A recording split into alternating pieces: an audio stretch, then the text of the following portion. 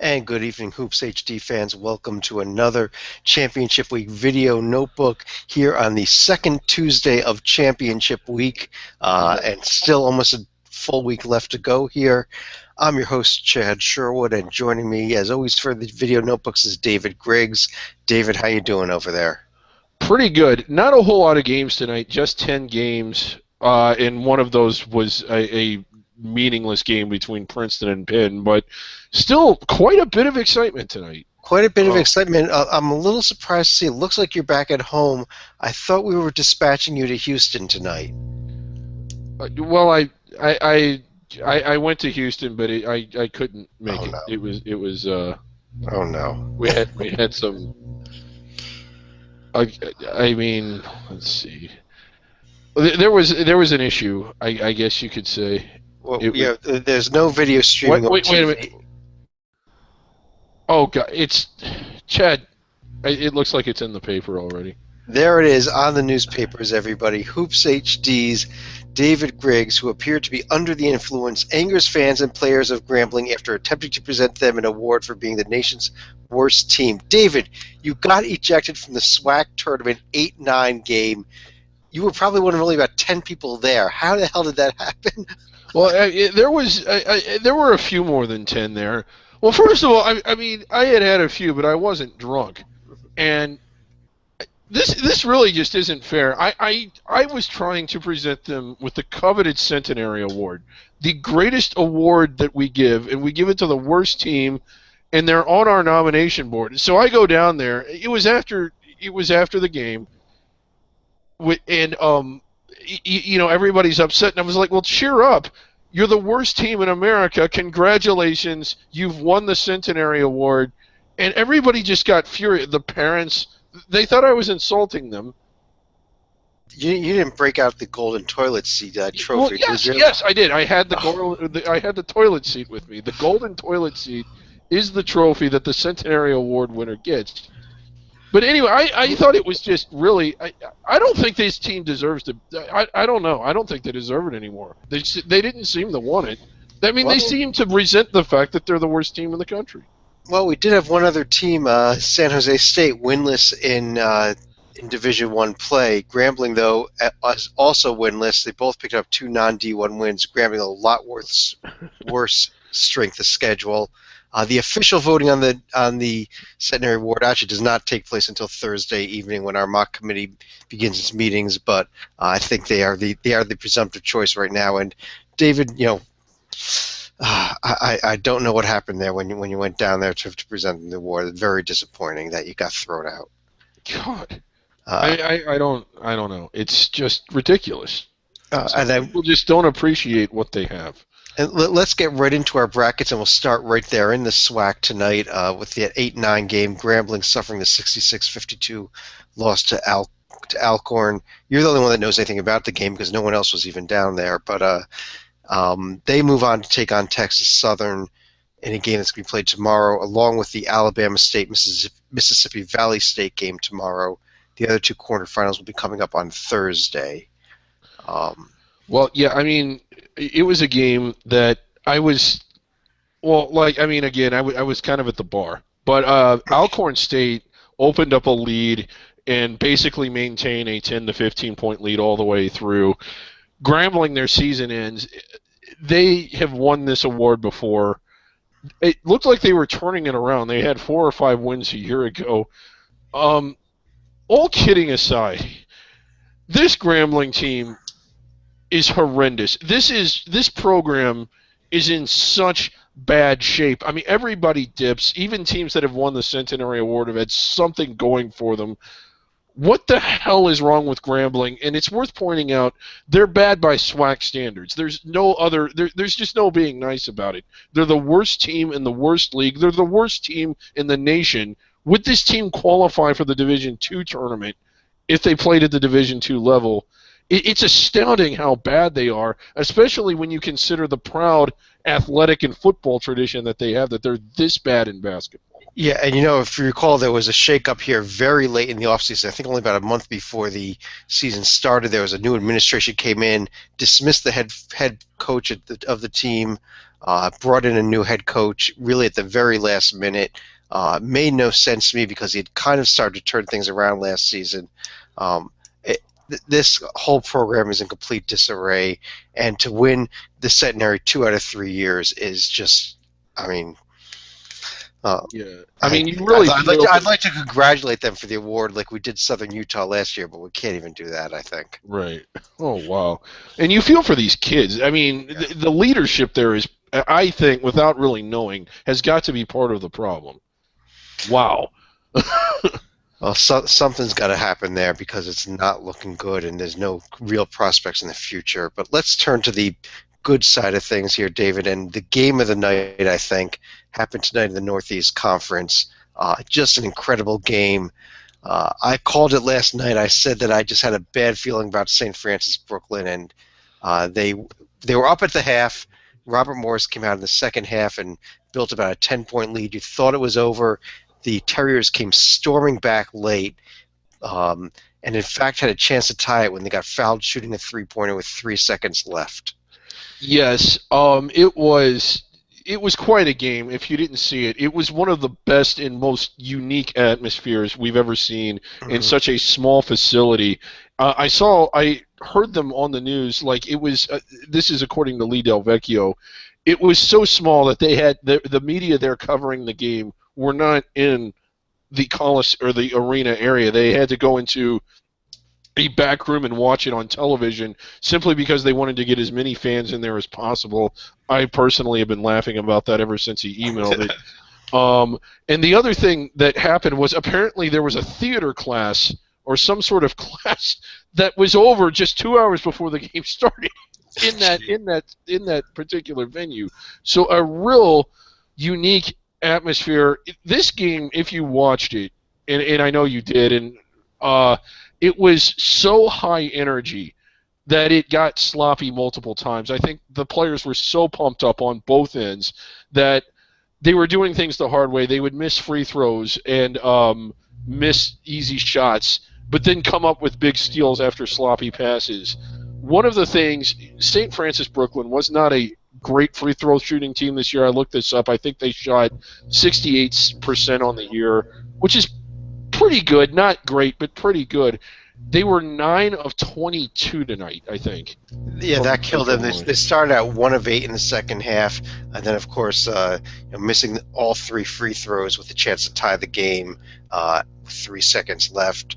They actually got a shot off at the buzzer after Robert Morris went down and missed a pair of free throws that hit off of the rim, which, I mean, from three-quarters court, it would have been amazing. I don't know if it had been the clock anyhow, but yeah, this ball hit the rim. It hit the back of the rim, so it did one of those deals where it bounced up. I mean, about 15 feet off the rim, and for a split second, it's like, oh my God, if this comes down and goes through. They play on the second floor of whatever building they're on. I'm like, the arena is going to fall through to the first floor. But in the end, the Terrier season is not over. They're going to go on to the NIT. Robert Morris, congratulations, in the NCAA tournament and on their way to Dayton. Yeah. I really feel for the Terrier. I mean, I really enjoyed this story all year from the day they moved in the first place. We were kind of looking forward to this game and this atmosphere. It certainly came through. Congrats to Robert Morris, as you said. I don't mean this to slight Robert Morris, but I would have liked to have seen St. Francis Brooklyn in that. Yeah, it was, and with both St. Francis Brooklyn and William & Mary losing in their championship games, the list of 5 teams that have been members of D1 since 1948 when the division started. Unlike they were saying on the TV broadcast, that was not the first year of the NCAA tournament. That was the first year of divisions in the NCAA. That list will continue unless we get the miracle from Northwestern this year.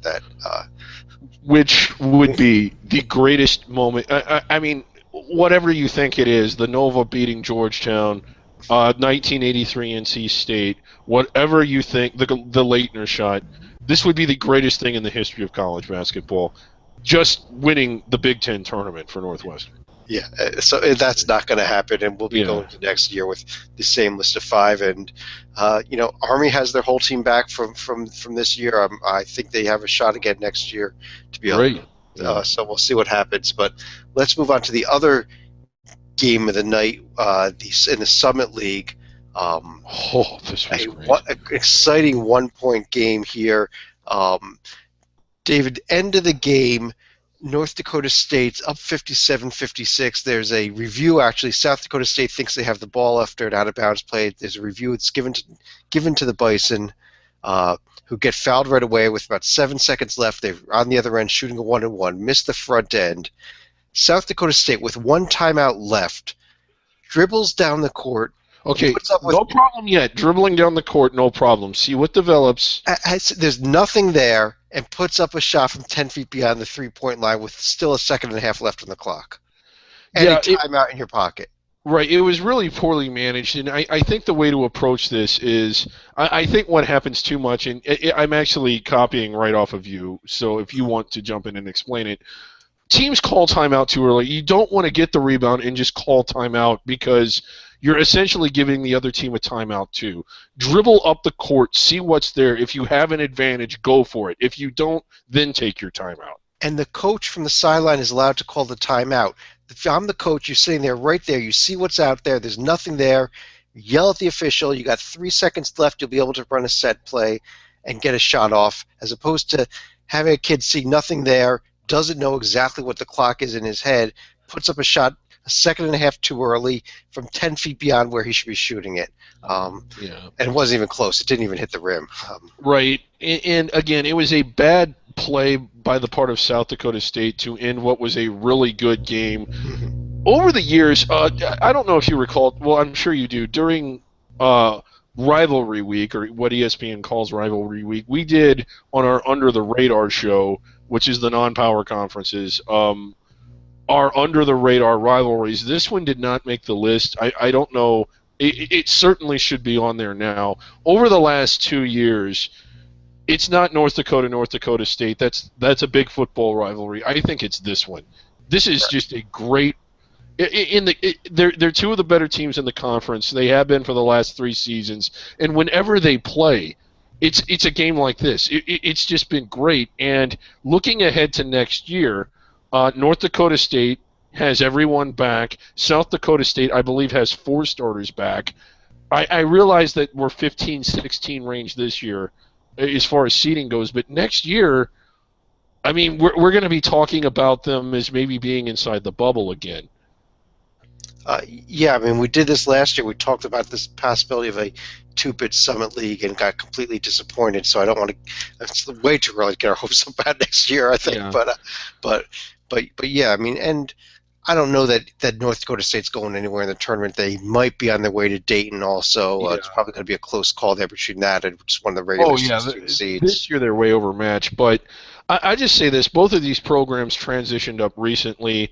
North Dakota State in particular, from the time Tim Miles was the coach to Saul Phillips to the guy who's there now. If I was a good analyst, I'd know who it is. But, I mean, both these programs have transitioned up and done extremely well since doing so. Wow. Dave, we also ran the championship game tonight in the Horizon League. This was a lot closer game than the final score. And, in fact, at the half, Green Bay looks like they were going to be blowing out Valparaiso. I think they had about a 15-point lead early on. Completely different story in the second half, where Valpo just came out on fire, although it was still a close game until about 3 or 4 minutes left to go. Yeah, at the under 4 timeout, it was still very close. And again, the game was closer than the score appeared. It was not any more high scoring than what the score indicates. That was it was a defensive, kind of a rock fight, which was kind of surprising. Green Bay's a really good defensive team, but I thought that they would put up more points than this. But still, congrats to Valpo. This is kind of a live wire team. Everybody is freaking out about Murray State and how they should be in and probably won't be. They shouldn't be. Valpo's better than Murray State. They really are. Yeah. This Valpo team had a strong season. Green Bay let us down, had a few bad losses, or they would have been in the bubble discussion as well. I still think Green Bay is probably on the way to the NIT.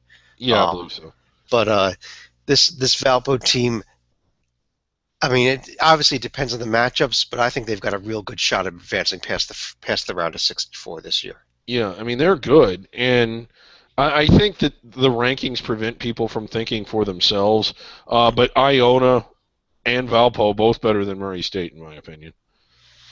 I'm not going to agree with you on the Iona deal, Huh. but Well, they're not going anyway. right. Ugh. One more championship game that was tonight was in the West Coast Conference.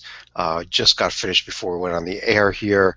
Gonzaga 91-75 over BYU. It was actually a closer game than this most of the way. BYU did Oh yeah, hang with them for quite some time, made a late run, cut it to about 6 points, and then Gonzaga said, you know what, forget it. We're just ending this game and put them away. yeah. I mean, for 30 minutes, this was a hell of a game. It really was. I mean, it was exciting. It was up and down. The crowd was bonkers.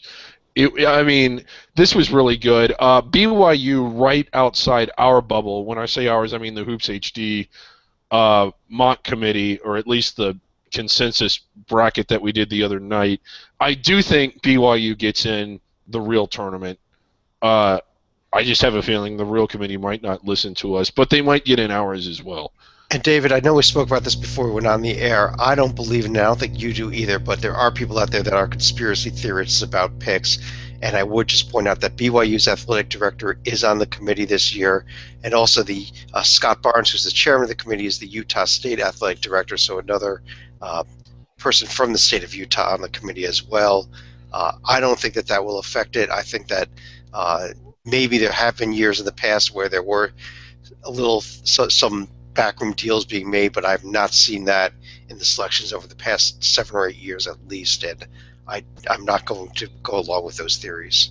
Right, and I don't really either. I'm not going to say that. I mean, if it certainly doesn't hurt to have representation on the committee, but I don't think it helps as much as a lot of people make it out. I think that they get it into their own heads of what they personally think should happen or what they personally think will happen, and then when it doesn't, they think it's the conspiracy theorist. One of the more surprising selections was Iona. I forget if it was 2 or 3 years ago, and I don't believe Iona had any representation at all. You're correct, yes. Yeah. So again, I mean, I think that's more or less a case of people, again, thinking that they know what's going to happen or feeling what they think should happen, and then when it doesn't match what the committee does, it's like, oh well, there must be, something fishy going on there. We can't be wrong. There must be a conspiracy. They're going to say they're going to always get it right. They don't, but I don't think it's for the same reason. Anyway. In the game of the night tonight, my team, the team that I've been rooting for all along for my entire life, or at least the last week of it, the South Carolina State Bulldogs won their 7-10 game over North Carolina A&T to advance in the MEAC tournament. Coppin State also pulling off a close win over Bethune-Cookman tonight. Yeah, that one was exciting. I watched most of that one. Yeah, and North Carolina A&T made a late run on the Bulldogs also, but South Carolina State did advance. MEAC, 2 more games coming up tomorrow night. It is the 1-9 game between North Carolina Central and Coppin, and the 2-7 game between my South Carolina State team and Norfolk State. See either one of those games being an upset tomorrow? No. Well, South Carolina State's winning it all, but but I thought you meant no. I don't see an upset. I don't see Norfolk State winning. Okay, yeah. Norfolk State, actually, it's going to be tough.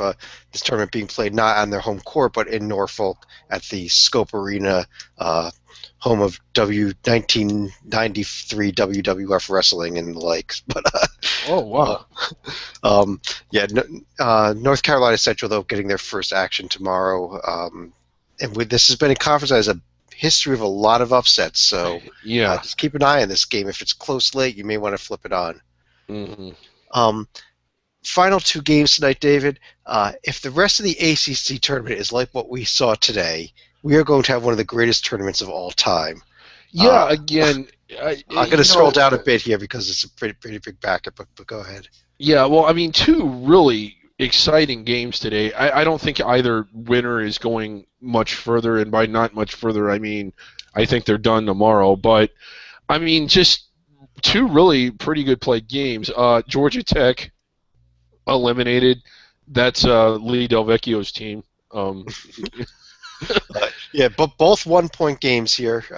yeah. 65, 81-80 Vatek, breaking, I think it was a 7-game losing streak coming into the tournament here to take down Wake Forest. Yes. I believe it was this. At the end of this Vatek Wake Forest game was ridiculous. First of all, Wake was bringing it down the floor, and they ended up giving Wake a free timeout because they had to go watch television for 5 minutes to see whose ball it should be. And even after reviewing it for 5 minutes, I think they got that wrong and ended up giving it to Wake Forest. So they get a free timeout and the ball when in reality they should have had neither. And they still failed. And they had 3 shots at it. They had two. They took a jump shot, and then they had 2 tip-in attempts that both missed, and so that's why Wake Forest lost. But I have an idea here. I just want to throw out there. You mentioned that this free timeout. And I think it's pretty ridiculous that you get these free timeouts. Why not, if you have an official timeout just for an official review, and your team has not called an actual timeout, tell the players you can't go to the bench. You've got to go stand on the other side of the court. You can talk to yourselves, but don't let the coaches go in there and set up plays.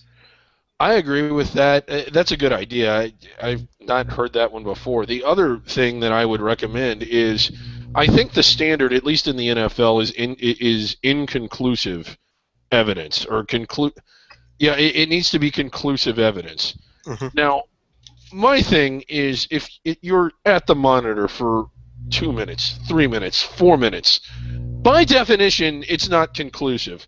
If after 60 seconds you still don't know, go back to the original call and get on with the game, because you are disrupting the game more by stopping and watching television for a half hour, seemingly, after every play than you are by getting what is at best at that point a questionable call correct.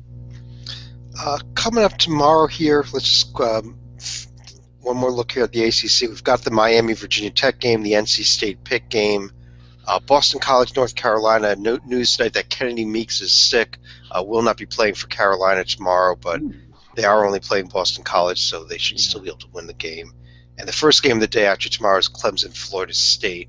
I think that game and the NC State Pitt game could both be really good games. Yeah, and Pitt's one of those teams, we kind of talked about them the other night. I think they can play their way in without winning the entire tournament. They win this first game, and then they beat Duke. They might be in. Right, and but they could also lose this first game. Obviously, I think if they lose this first game, they're done. Yeah. Right. Of course, BC can play their way in. They just have to win all their games. All their games, yes. I don't know. Can they? If they win them all, what happens? We're going to have to find out, because either that or the universe implodes, one of the two. Yeah, okay. We are back in action tomorrow at the Mid-American Conference, and this is another crazy-looking bracket up here, so I try to get the whole thing on the screen. But we have the 2 what we'll call second-round games. The top 4 seeds still not in action, but we have Bowling Green playing Eastern Michigan and Western Michigan playing Akron tomorrow night. Any thoughts on either one of these 2 games? I think they're both going to be really good. I really like Bowling Green. Eastern Michigan's been playing sort of well lately, but I just like this Bowling Green team. If it wasn't this crazy ladder format, I'd almost pick Bowling Green to win the whole thing. Akron, I kind of like them over Western Michigan, despite them being the lower seed. They had a big game, a big win at the end of the year. I think they're coming in with a lot of momentum, and they edged out Northern Illinois in the first round, I guess you could say. Yeah. I like Akron tomorrow, so I'm going to pick the upset here with Eastern Michigan over Bowling Green. I think this is a great story here. If Bowling Green could make the tournament, they haven't been in good 50 some odd years or more, but and they had a great season. They just kind of fell apart at the end of the season, even struggled a bit with Ball State in that first round game, and I just don't think they're playing well right now, which is a shame. I think they were playing really well all year. They will. Chris Jans, he should be back next year. First year coach, sorry, out of Wichita State. Yeah, it's not just his first year at Bowling Green, his first year ever as a head coach, but he's done really well. David, I'll let you go get a drink of water here right now. It sounds like you need one while I pull up the next bracket here. And we have one championship game coming up tomorrow. Yeah, I got to get it. Oh, boy. Okay, okay, I'm okay. Well, that wasn't water, but it's best cough medicine. We have the championship game in the Patriot League coming up tomorrow. This will be our last automatic bid given out before Saturday, actually. From here on out, it's going to be all preliminary round, quarterfinals, and semifinal games until we reach Saturday morning. So, yes, Lafayette and American at Lafayette tomorrow. Yeah, two of the lower seeded teams, and I would just like to say I like the way American's playing. I thought that they had the best team coming into the season, although they didn't always play like it. I think their ceiling is the highest, and Dayton is lovely this time of year, and that's where the winner of this game is going. Yeah, but American, if they do win it, will definitely have earned their way there, having won at Lehigh, at Colgate, and then at Lafayette. I'm kind of leaning towards Lafayette here. They have a very good home court advantage when their fans turn out, and they're obviously going to be turning out tomorrow. This is going to be another raucous atmosphere tomorrow night. Yeah, should be. On that note, let's head over to some of the conferences that are kicking off play tomorrow night. I'm just going to run through them here in no particular. We've got a lot of bad teams from good conferences in action tomorrow. And let's start with some bad teams from a bad conference. As Conference USA tips off tomorrow. Yes. These are. The 4 games tomorrow: UT San Antonio against Florida National, Middle Tennessee against Charlotte, Western Kentucky against Marshall, North Texas against Rice. I made this comment to you, I believe, might have been off the air, not during one of the podcasts earlier, but when Rice is the 9th place team in your conference and you've got actually 16 teams in it, that's not a good sign. Yeah, anyway, their membership's 14, but yeah, your 14, point's taken. Right. They've got when Rice is ahead of 4 teams, that's not a good sign. This conference is full of they're trying to act like they're a power conference. They really need to look at going to campus sites at least for the opening round. Now, once upon a time, their membership was Cincinnati, Louisville, Memphis, Marquette. Stronger programs. St. Louis was there. Charlotte was there. You had a real formidable league here, but they still operate as if that was their lineup. I have joked for years that the answer to the population density problems that they're having in China and India is to move the Conference USA opening round to that country. It will disperse everyone. The only team that I think is playing tomorrow that has a shot to win the conference is Western Kentucky, the 5th seed. Yes. But they've kind of stumbled down the stretch here. But this league, we're used to seeing half-empty arenas, even at the major conferences for the opening rounds. They insist, but it makes sense to put the Big Ten in a big arena, or the ACC or the SEC or any of them, because they're going to fill it most of the time. They play these in 16, 17,000 seat arenas, Conference USA, and there's not going to be 5,000 people at any of the games. It's just a horribly managed, stupid. Anyway, plenty of tickets available tomorrow in Birmingham, Alabama.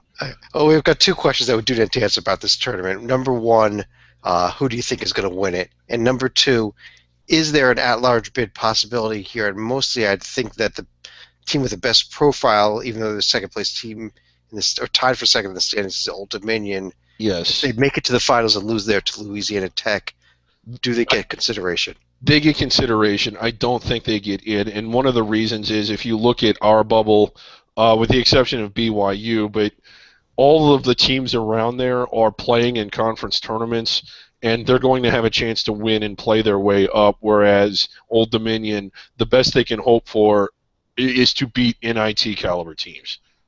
Right. I don't think. I think, yeah. And they lost to Middle Tennessee once this year, who is probably their first-round opponent there. Yes. So who do you think wins this thing? Louisiana Tech. I'm going to go out on a limb here. I'm going to go with UTEP to win this tournament. I mean, not too far out of the limb, take the 2 seed, but I think they knock off ODU and Louisiana Tech and go to the NCAA tournament. Okay, and I mean UTEP could they have the potential to be really good. It's just they not aren't always. And then Tim Floyd, over under like what are the odds 60-40 that he's going to get thrown out of at least one game? I think there's a pretty good chance he gets thrown out. If he's going to get thrown out, it'll probably be the quarterfinal game. I think they'll Yeah. give him a little more leeway when it gets further onto the tournament. But Right. Tim Floyd is fantastic. Refs call technical fouls to keep coaches in line. Whenever a technical foul is called on Tim Floyd, he gets further out of line. So far out of line that it's unbelievable sometimes. So. Tomorrow is also the first round day in the Atlantic 10 tournament. This is a big tournament here. I'm going to scroll up pretty far here so we can see the games for tomorrow. It's the 12-13 game between Fordham George Mason and the 11-14 game between Duquesne and St. Louis. Yes, a rematch from last year's exciting opening round between Fordham and George Mason. Yeah. The only thing of note here is that the winner of that game is going to be VCU's first chance to prove that they really are belonging of a solid NCAA tournament position. I think they're in the tournament, but Right. that they're going to be wearing white jerseys. If they lose that game, they're going to fall pretty far. And then they've got Richmond sitting there waiting for them in the quarterfinals, which should be a great game if it happens. Yes, the first two were fantastic, especially the second one. I am kind of disappointed here, Chad. And you know why? Because they have a chance to do a quintuple header and they don't do it. Well, not Or they a would have to be sextuple header, I guess. It's a sextuple header because they added Davidson this year. Yeah, but think you start at 10 a.m., 10, 12:30, 3, 5:30, 8, 10:30. It would be a great day of basketball. It would be. It's not going to happen. But it should happen. You've got their couple. Dayton and Rhode Island are both getting buys into the quarterfinals as well. I'll scroll to the top of the screen there. Davidson is going to get the winner of UMass LaSalle. Here's the question again: who wins this thing? Oh boy. I'm tempted to pick Davidson, but the problem with Davidson is that they sort of live by the three, die by the three. They're a very good shooting team, but as most good shooting teams, they shoot the ball much better at home than on the road. This one's tough. I'm actually going to kind of I'm real tempted to pick a bid stealer here, and I realize that they kind of they rewrote the book on Suck when they lost 5 out of 6, but they've looked really good in their last 2 games. I'm going with George Washington. It's kind of funny, David, because I'm going to go with a bid stealer here also, especially because this final being on Sunday just screws everything up when you have a bid stealer potential. I'm going to go with Richmond, though, on this tournament. Whoa, really? Wow. Yeah, I think they can knock off VCU. I've never been overly sold on Davidson, even though I think they're a tournament team at this point. And, then you got Dayton, Rhode Island, or GW in the finals. I think that the Spiders could take this whole tournament. And I think they're going to could create an interesting bubble question about them just if they get past VCU and Davidson. I like the pick. Mm-hmm. If it's Richmond and George Washington in the final, oh wow, that would be squaring off. But we'll have contingency plans for all this too. So okay. Let's move over here now to let's hit the Big Ten, which kicks off tomorrow as well with another team that I guess I'm supposed to be rooting for. The 12-13 game between between Tim Miles and Penn State, and the 11-14 game between Minnesota and Rutgers tomorrow. How does this? So I guess it goes Wednesday. Okay, so the finals would be on Sunday. Yes. Looking at the format. So Tim Miles is going to need to win 5 games in 5 days to take this tournament. Which, I mean, the first one's a given. They're playing Penn State. Second one, Iowa. Purdue, they've been lucky. That gets them easily into the semis. And then... It's whiskey. Well, Wisconsin, they're going to want some time off. And I think Tim Miles has this league right where he wants it. He's got them lulled into a full sense of security.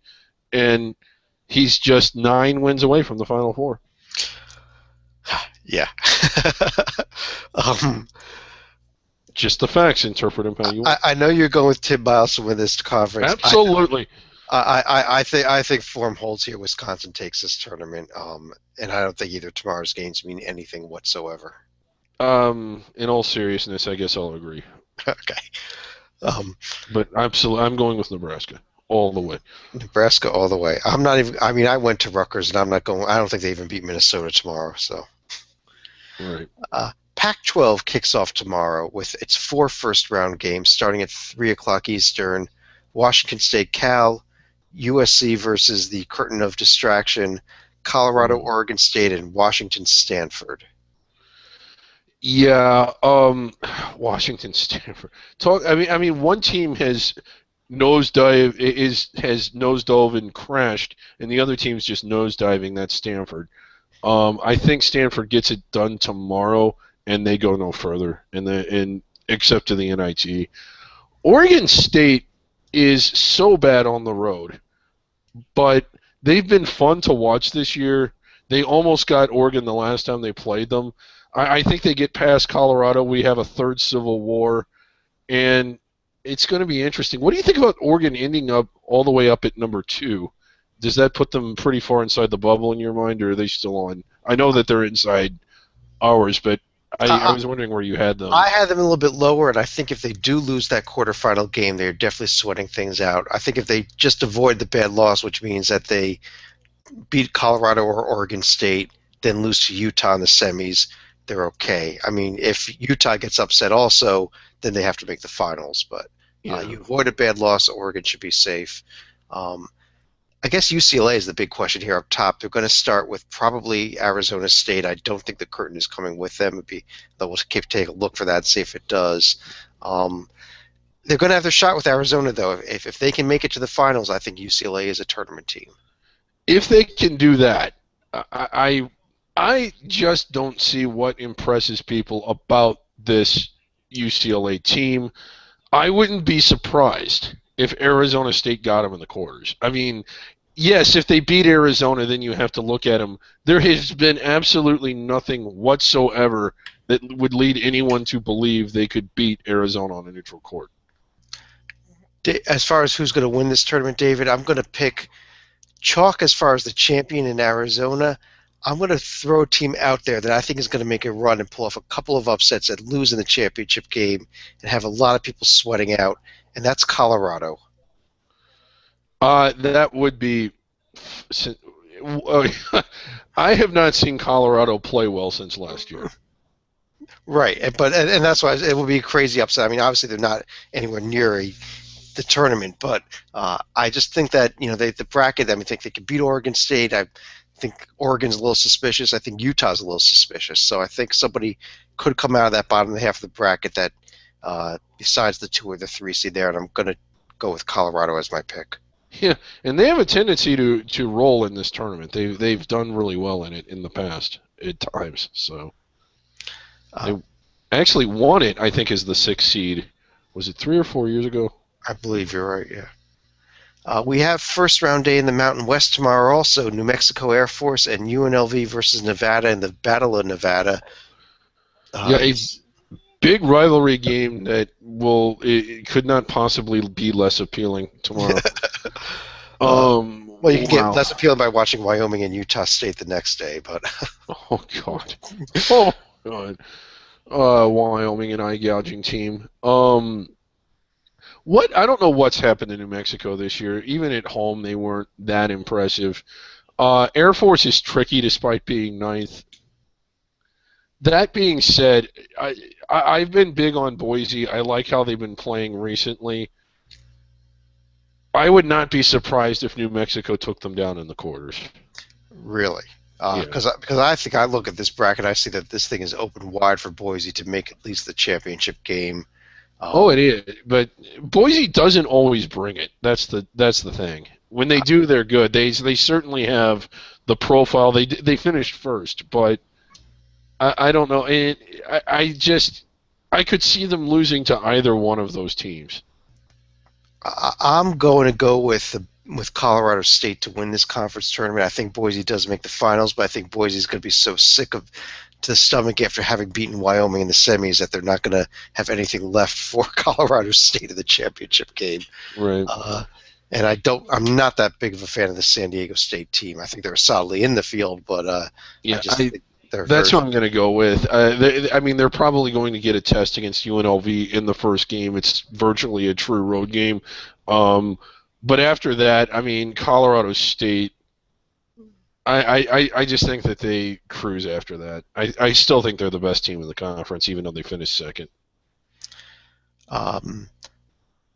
A few more conferences left to go here. The Big East kicks off tomorrow with its Marquette Seton Hall 8-9 game, Creighton versus DePaul, in the thrilling 7-10 game.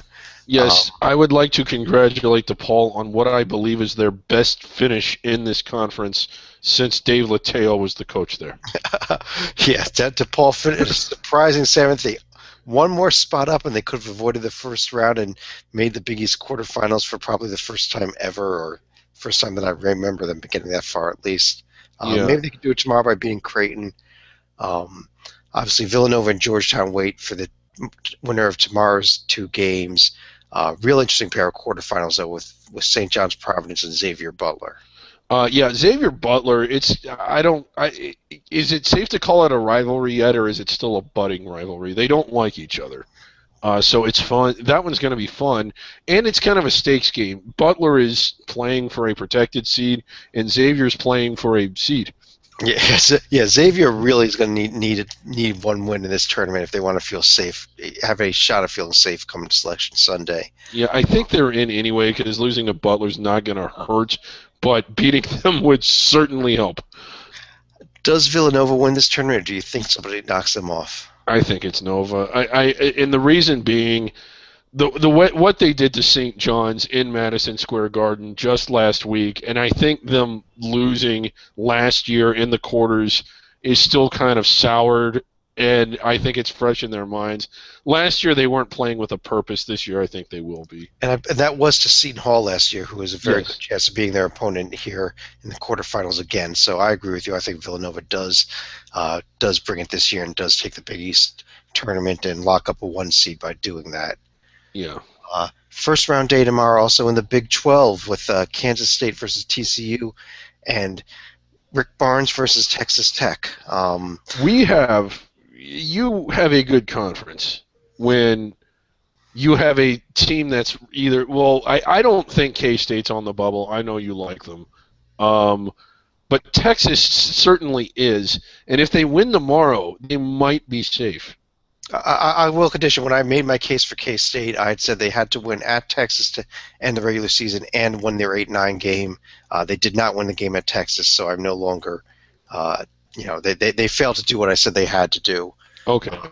So obviously, I'll make a K-State case again if they beat Kansas and make the semifinals. But I had been, Chad, but it was okay. Thanks. It was just one of those nights. They failed to do what you said they had to do. I'm assuming when I see Bruce Weber is still the coach, you said they had to fire Bruce Weber, and they didn't. that would have helped a lot, actually. I think they'd be in the field solidly if they had done that at any point this season. Yeah. Interesting 3-6 game here coming up. It's not tomorrow, but the battle there between Oklahoma and Oklahoma State also. Yeah, that one's going to be fun. It always is. I don't recall them playing in the conference tournament. I'm sure they have, but wow, that one's going to be good. Yeah. Is Kansas going to win this tournament? Yeah, I think so. I think they have the easier side of the bracket than Iowa State does. I think, obviously Iowa State's probably going to get Texas. I don't think it's Iowa State. I just don't think that they're good enough away from home to win it. I can't get Baylor out of my head. I like how they've been playing. It wouldn't surprise me if they did win this. I'm going to go with Baylor. I really like Oklahoma, the way they've been playing. My problem is that their road, having to go through Okie State, Iowa State, and then Kansas probably, or Baylor, is just so difficult that maybe Kansas, being the only team that's going to catch a break in the quarterfinals, is going to end up being my pick. Yeah, you say they're going to catch a break, but oh wow, like, and they will. They'll pound Kansas State. It's not at Kansas State. And it's a revenge game off of what happened at Kansas State. Right, but just I mean, Texas Tech. I don't know if you can call that a rivalry. It sort of is, but these are our matchups. This the last Great World Conference? It would be if Missouri was still in it, but we have a potential Kansas State Kansas, an actual Texas Tech, and we have an Oklahoma State Oklahoma game. Well, This is the tournament. This is a throwback. I mean, swap out West Virginia from it. Well, swap out TCU for Missouri, and you've got an incredible conference, really. Yeah. Swap out West Virginia for Nebraska. Let's go back to the old Big 12. Yes, let's do that. Bring Colorado back, and anyhow, let's move on to and Texas A&M, of course. Yeah. Two more conferences kicking off tomorrow. One of them is the SEC. Kentucky is still 2 days away from playing, and their attempt to go into the NCAA tournament undefeated. But we've got the Mississippi State Auburn game and the 12-13 game with Bruce Pearl's first SEC game since returning to coaching, and Angry Frank against Missouri. I would just like to say to Missouri that we are not surprised, but we are very disappointed in you. And there's been a couple of suspensions for South Carolina, so there are going to be a couple players down. That's going to make Frank angry. He got angry at those players, didn't he? Missouri is so bad. Oh, Missouri's so bad. Anyway, as far as who's going to win this, Kentucky. Yeah, I think it's going to be. Obviously, it's going to be Kentucky. They'll get Florida or Alabama first. Probably something like LSU. As far as the other half of the bracket, who they're going to play in the finals, I'm gonna go with Ole Miss here. Okay, we got Tennessee. Yeah, we got Tennessee Vanderbilt. You might recall we had angry Kevin Stallings at the last time those two played. I was laughing at that for an hour. Everybody was furious, but I mean, just the irony of the guy flipping out over not having any self-control. Anyway, the teams in this tournament, we're not going to see them in action tomorrow, but you have Ole Miss, you have Texas A&M, you have some real bubbly teams in this field. This and the Big Ten, which we already talked about. So when you asked earlier about Old Dominion, this is where they run into problems. It's because the structure of a tournament in a win-in-advance scenario, somebody's going to win in advance, and the team that does is probably going to be able to play their way inside the bubble. This and the Big Ten, Old Dominion won't have those opportunities to get notable wins. I guess, so we've said Kentucky's going to win, Chad. If I could steal the host seat for a second and ask you a question, who plays their way in? I mean, you look at this Texas A&M team that you just mentioned, a potential quarterfinal with LSU. They've already beaten them twice of the season. Which is their only thing that they've got good on their profile. But again, they pick up the third win over LSU. That's the team that can play its way in here. Really, I think that's the biggest bubble team you have. Georgia really could use another win, so I think a Georgia-Ole Miss quarterfinal game, assuming that Ole Miss gets past Angry Frank or Missouri, is also an important game and could, if things fall apart for bubble teams, and there are some bids still, the loser of that game could find themselves on the outside come Selection Sunday. Right, and again, I meant to do that with the Big Ten, but I guess we'll do that tomorrow because we'll be previewing the real games.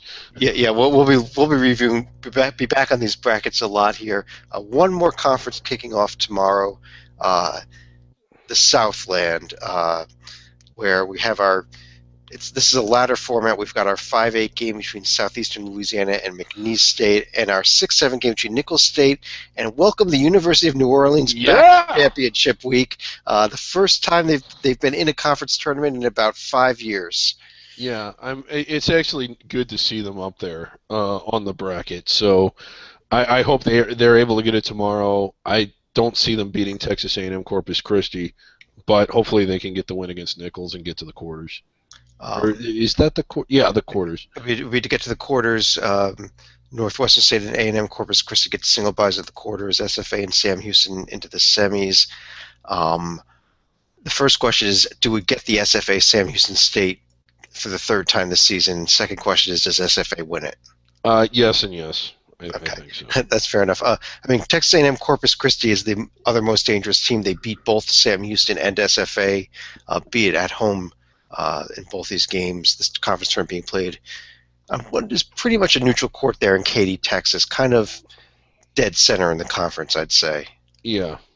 But I agree with you that SFA ends up getting this bid. On that note, we want to move over to our survival board. I will drop the screen down here and. Okay, let's see. We're trying to get that up for you. Let's see, and I believe we have it.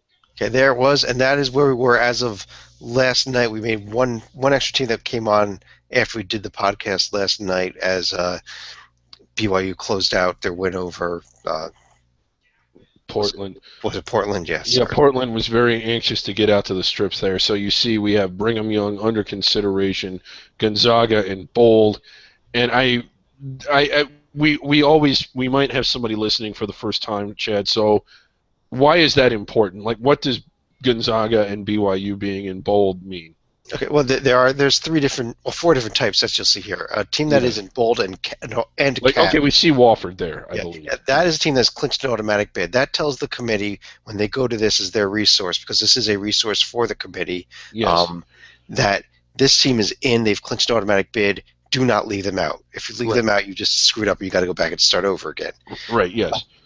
If you're in bold like Gonzaga, you are in as well. You haven't clinched an automatic bid, although we're going to get to it. They actually have at this point. But okay, like right here we have Arkansas and Kentucky. Arkansas and Kentucky, they will be in, even if they lose in their conference tournaments. They will be in the NCAA tournament. Don't think about whether you should consider them. Just think about where you're going to see them. Then if you have a team that's in italics like Georgia, LSU, Ole Miss, Texas A&M. Those are teams that you may want to think about. That we're not, those are the teams you got to sit there and debate. That's your job. Decide which of those, how many spots you have, and which of those italicized teams belong in. You say that you mean the actual selection committee. The actual real selection committee. This document. Yes. And they see them in italics, and they're like, okay, we're supposed to talk about that team. Yes. And then if they see somebody like, let's say, McNeese State or Nicholls State, that's just in. That's not even italics or bold or anything. We're telling them, don't talk about them. Don't even mention them. Don't waste your time. If for some reason they suddenly go into bold and caps because they caught an automatic bid, you can discuss them then. Until then, you don't have to think about them. Right. So, I mean, the actual committee comes to this board, and they use this as a resource so they know what they're supposed to be doing. Yes. And if we're going to refresh the button here, let's scroll up to the top again. We were at 208. Yeah, and this is all the teams that are left on the board. And, again, the losing your screwed teams like the Florida States, who's another one? Like Georgia Tech, for instance. If they lose, they're screwed. And what happens when they lose? We go down to 200 teams. So we're at the Elite 200. There are 200 teams left in the country that have a shot at winning the national championship. Every one of them is listed on this page, and we'll see Georgia Tech, following their loss today, is no longer there. Yes. Magically disappeared. Right. And again, like Tim Miles in Nebraska, I mean, people are doubting them, but they've advanced throughout championship week. There were 325 teams. They've advanced to the final 200. They have watched 125 other teams fall off, and while they're still there. Yes. And if we scroll all the way down to the West Coast Conference, we can see that when we were looking at it earlier, Gonzaga was just in bold, but as of tonight's result, winning the West Coast Conference tournament, they are now bold in caps. BYU does not get eliminated. We still think the committee, despite the loss, should be talking about them, so they are still on the board as well. Excellent. Okay. So that's the survival board, the most important document anywhere on the internet as far as the selection committee.